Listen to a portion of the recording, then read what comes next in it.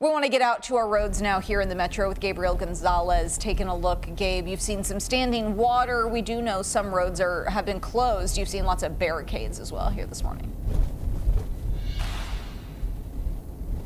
Yeah, good morning, Grace. You're right. We have seen lots of standing water this morning. We've also seen some barricades, but the good news is we haven't seen any flooded roads that are impassable like we saw yesterday. But today, clear roads as far as we've seen. Right now, we're on River Road, and as you can tell, there's still plenty of snow on the sides of the road, but we're going down this road and people are coming toward us as well.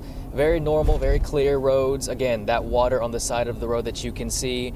Now, this isn't the only area of the city that officials have looked out for. They put out a list of places that you need to be cautious of. Some of those lists include 6 Mile and Breckenridge Lanes. We were there in the 5 o'clock hour. That area is completely fine. That underpass is completely fine.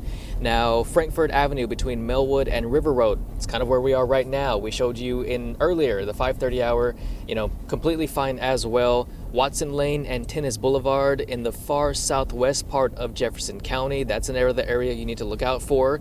And Campbell Street between Adams and Geiger, another area to look out for.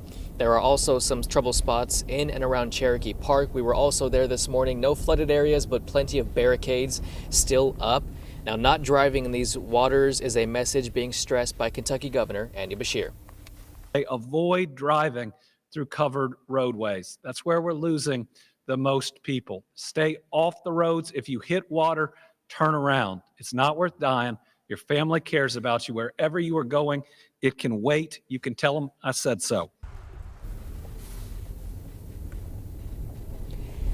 It only takes about 6 inches of water to lose control of your car or even stall. So a foot of water can make your car float. If you come across one of those areas, you do want to practice, turn around, don't drown. Like the governor said, it is not worth it.